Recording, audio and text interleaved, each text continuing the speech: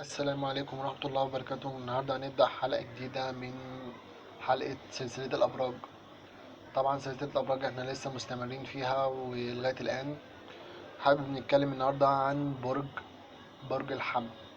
برج الحمل طبعا من مواليد 19 من 21/3 لحد 19/4. فالنهاردة هنتكلم عن برج الحمل، وبشكركم جدا جدا على دعم الفيديو الأخير ودعم الايجابي اللي انتوا عملتوا لي خالص.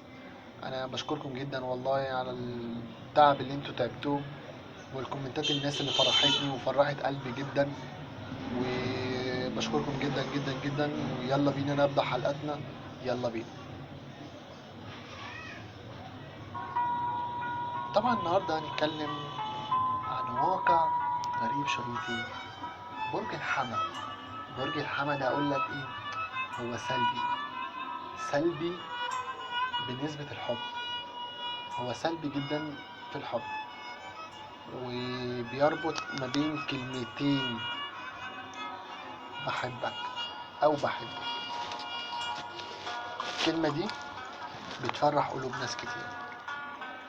برج الحمل يعني اطيب شيء.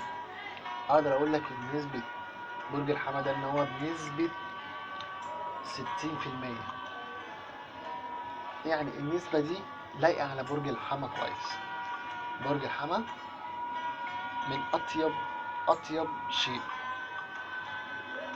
وهنتكلم عنه سلبياته قبل اي الايجابيات او السلبيات. طبعا هنتكلم عنها والايجابيات بشكل قليل جدا. هقول لك ليه بشكل قليل. ان برج الحمل ده اكتريته البنات. البنات البنات ايجابيين جدا.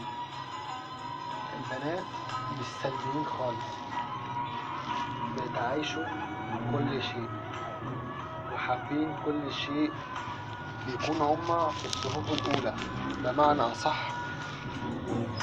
شايفين نفسهم هما في منصبة عالية جدا أو في مستوى أعلى، أو شايفين نفسهم الدنيا وما فيها.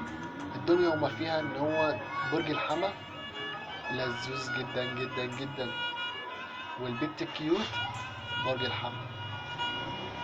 البنت اللي بتحب بجد برج الحمل، متزعلش منها جدا،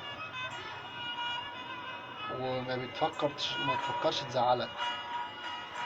ده الجزء الإيجابي. أما الجزء السلبي حاجة بسيطة لا تذكر. حاجة بسيطة إن الشاب يديها كلمة كده تضايقها، تعصبها، تخليها تخرج عن شعورها بمعنى أصح.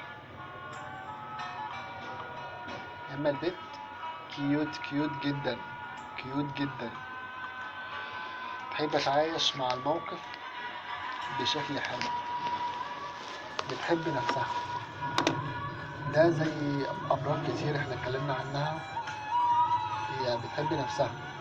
لما هو يخليها تحب نفسها. تحب نفسها امتى؟ اما تشوف نفسها ان هي كويسة. ان هي كويسة عشان هو خلاها تحب نفسها. خلاها تحب نفسها عشان هو عايز تحب نفسها. تمام. وهنتكلم ونقول عن ذكريات طويلة جدا مدى الحياة مستمرة. حاول تعيش الأمور.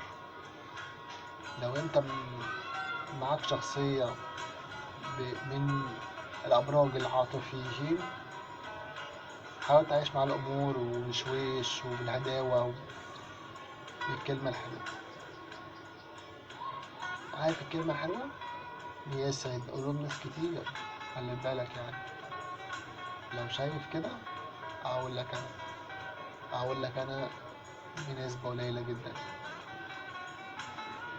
بنسبة يعني أنا مش شايفها نسبة قليلة.